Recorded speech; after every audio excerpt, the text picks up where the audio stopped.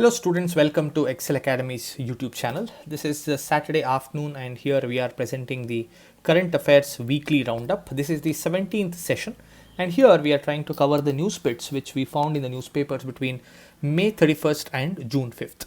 So let's start with the first news bit. The first news bit says that rural India driving internet users base. So this is something which is very interesting. Generally, there is always a demarcation between the urban users and the rural users. And what we see is the urban India generally leads the purchase of goods and services, and rural India provides a very small customer base or the business. But when it comes to internet usage, it is not the case. There are many research papers that are presented on this particular issue, and what we see is rural India is using internet almost at the same rate at which the urban India is using. And the reason for that is the cheaper data plans and devices fueling growth, says the report. In the last week's update, we were discussing how Jio and Google have come together to come out with a hand phone, that is the handset, which is a smart phone. So all these are things which are adding to this increased usage of internet in rural India. This is a great sign. A lot of goods and services and facilities can reach the rural India in quick time. Biological E to get 1500 crores government advance for 30 crore doses. So this is another vaccine which is being developed for COVID. And we know we are a hugely populated country. Our population is 140 crores and we need more and more companies and quick supply of vaccination in order to protect the people from COVID. So this is another good news that is coming with respect to vaccine. Airlines stare at 4 billion loss in financial year 22. See, there is a saying which says that the airline industry is a zero profit industry. So what is the meaning of zero profit industry? Let us say there are 4 airline companies in a country. Maybe one of them will make profits and 3 of them will incur loss. So the profit of this company is equal to the loss of the other companies.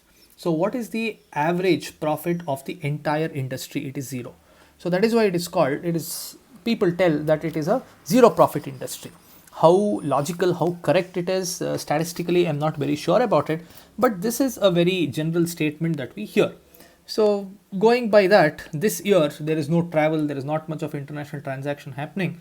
So the airline industries stare at a loss of $4 billion. Hiring remains flat in May, hits all-time high in tech industry. So this is something which is really worrisome because job creation of jobs is very important. Employment plays a very important role, but unfortunately that's not happening during this lockdown period, and the hiring is all-time low and it is really worrisome. Okay, let's move on. MyLab ties up with Flipkart for online sales of Covishelf. In the last week's video, we had in the last week video we had discussed about MyLab's Covishelf product. Covishelf is a product which will help in testing the COVID symptoms at home without going to any of the labs or hospitals. So now this MyLab's COVID shelf is available in Flipkart. It can be the order can be placed online. So that's the news about this product. Right. Mercedes-Benz moves from retail sales structure to direct to customer model. So Mercedes-Benz is coming out with a different distribution model here.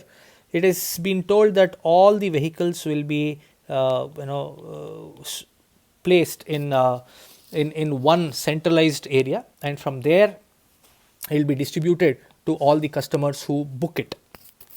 And all India or pan India, the price will remain the same. There will be no change in the price. Otherwise, what we see in automobiles is there will be different prices in different parts of the country, but that would not be the case going forward with Benz.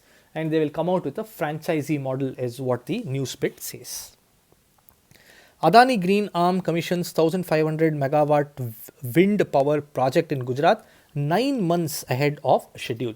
We all know that Adani Green is a company which is into production of electricity using the non-traditional methods like the wind energy and other things. So now they have come out with a plant which has a capacity of producing 150 megawatts, and this project has been completed 9 months before the scheduled date. So it's a great news because today we are looking at energy and energy plays a very important role. We have to be energy producing, or we have to be energy positive, where we are able to meet all our energy requirements. So such projects coming up and such projects being completed before time is a great news for all of us. IBBI, 79% of ongoing cases unresolved for over 270 days. So there is something called the Insolvency and Bankruptcy Code, which was passed in the year 2016.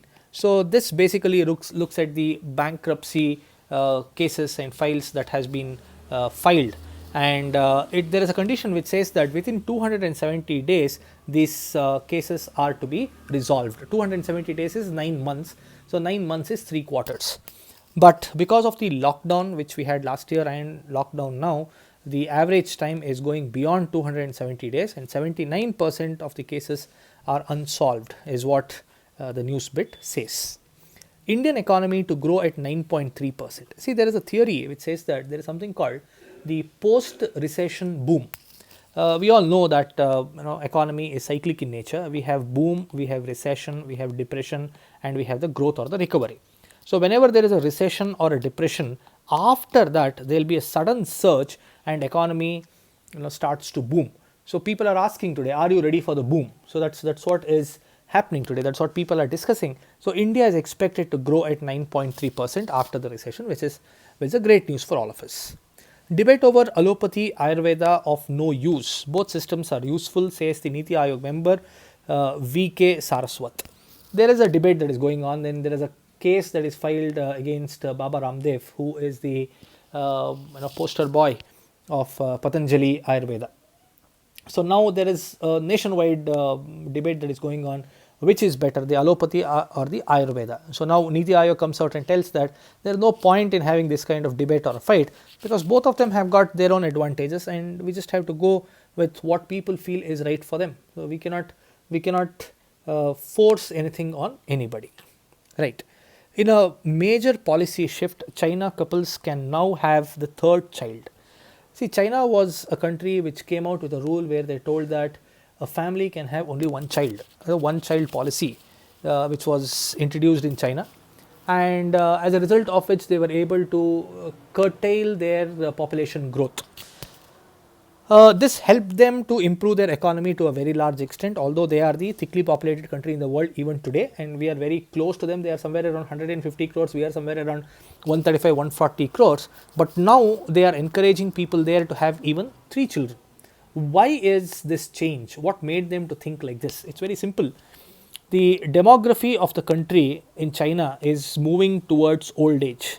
Now, if you take the average age of Indians, we tell average age of Indians in somewhere between 32 to 33 or 34 years.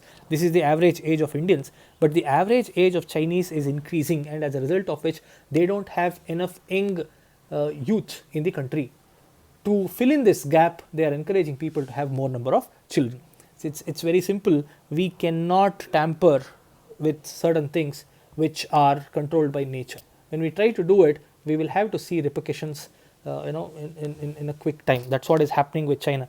There's a story which says that, I don't know how far it is true, but there was a time where Chinese decided to kill all the sparrows in the country just because they were eating a lot of grains.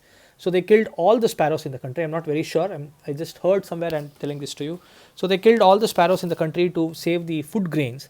But after that, what they saw was the number of insects and other things increased, and they started eating grains at a pace which was much greater than that of sparrows. So then they finally requested Russia, India and all others to donate sparrows, and they built the sparrow community in the country, and they saved themselves. So trying to tamper with nature, be it a sparrow, be it the number of children, it is something which is very difficult to deal with. Anyway, let's go ahead. Delivery rises 275 million, valuation hits 3 billion. So Delivery is a B2B logistics company which is headquartered at Delhi, and they have raised $275 million, and the valuation of the company crosses 3 billion, and this is one of the unicorn companies in the country. Unicorn is a company whose valuation is $1 billion and above. CII elects TV Narendran as a new president. Important if you are a CSEET aspirant. This is something which you have to remember. We had Uday Kotak, who was the president of CII last year. So now his term has got over. There is another member who has been made the president, and his name is TV Narendran. Okay, so he is the CEO and managing director of Tata Steels. Right. Pepperfry expects to join the Unicorn Club soon. It is expected to launch the IPO. Pepperfry is into furniture business, and they would be coming out with their initial public offer, and they will get listed in the stock market. So this was a news which we wanted to discuss with you. Hope this video has given you some inputs which will be useful for you. If you like the video, please hit the like button.